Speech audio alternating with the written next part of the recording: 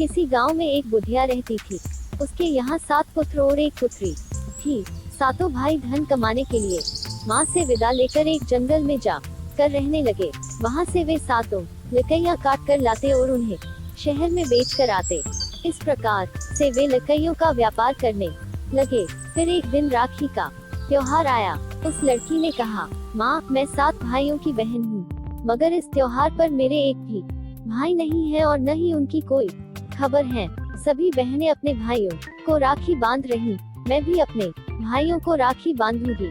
माँ बोली, ठीक है बेटी, और एक आटे का गोल पहिया बनाकर देती हुई बोली, ये ले, इसे चलाती जाना और कहना, जहाँ पर मेरे भाई हो वहीं पर रुकना। चले चल रे पहिए, जहाँ मेरे भाई हो वहीं पर रुकना। इस प्रकार माँ से विदा लेकर वह लड़की चल पड़ी। उस पहिए को चलाती जाती और कहती, चल रही चून के पहिए, जहाँ मेरे भाई हो वहाँ पर रुकना। उससे चलते शाम हो गई तो वह पहिया वन के एक छोर पर बनी झोपड़ी के चारों ओर चक्कर काटने लगा, मगर वह लड़की अब भी वही आवाज लगा रही थी। तभी अंदर से एक भाई ने कहा, मुझे तो बहन की आवाज सुनाई देती है। तब दूसरा बोला, हमारी बहन यहाँ कैसे आएगी? प्रश्नवाचक चिन्ह। उसे तो रास्ता भी नहीं मालूम। तब दूसरे भाई ने बाहर निकलकर देखा तो वास्तव में उनकी बहन थी।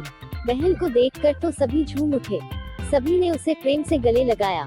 दूसरे दिन राखी का त्योहार था। बहन ने भाइयों को राखी बांधी और लंबी आयु की कामना की। भाइयों ने भी बहन की रक्षा करने की कसम ली। उस दिन सभी ने छुट्टी रखी और सभी ने मौज मस्ती की। परंतु दूसरे दिन से सभी ने अपना काम शुरू कर दिया। उनकी बहन घर पर ही रहती। एक दिन की बात है, वह कपड़े धोकर सुखा रही थी कि एक डायन की नजर उस पर पड़ी।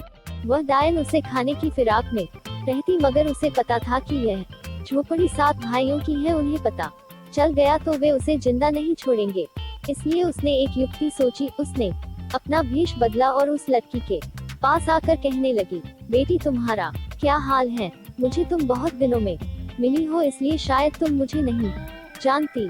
मैं तुम्हारी मौसी हूँ, यहाँ पास ही में रहती हूँ। उस डायन ने उसका मन जीतने के लिए हर काम में उसकी मदद भी की। इस प्रकार से वह डायन रोज उसके पास आती और उसे किसी तरह से बेहोश करती और उसका खून चूसकर चली जाती। एक दिन भाइयों ने अपनी बहन से कहा, बहन, तुम्हें किस बात की चिंता है?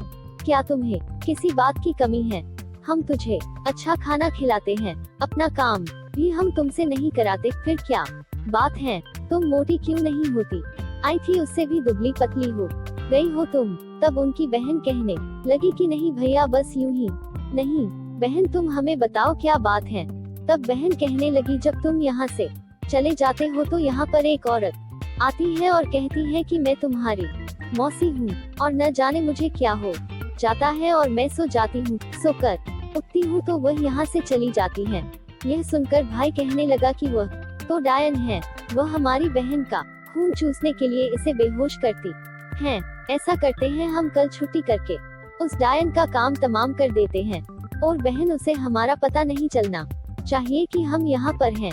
दूसरे दिन सभी घर के अंदर एक काने में छुप गए। सुबह जब डायन आई तो उसने उस लड़की से कहा कि क्या तुम्हारे सभी भाई बाहर गए? तो बहन बोली, हाँ आओ मौसी, आजा, मैं आज धोऊंगी, आप मेरी चोटी करना।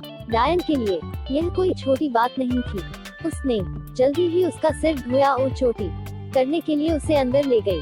जब चोटी कर रही थी तो उसने अचानक उस लड़की को बेहोश किया और उसके सिर को खाने के लिए झुकी। तभी सातों भाई कुल्हाड़ी लेकर अपने कोने से निकल आए और उस डायन को मार दिया और सभी ने उससे अपना पीछा छुड़ाया। फिर सभी उस जगह को छोड़कर वापस अपने घर वापस आ गए। यह कहानी यहीं पर समाप्त होती है। आगे की कहानी पढ़ने के लिए प्लीज हमारे चैनल को लाइक और सब्सक्राइब जरूर कर लें। धन्यवाद।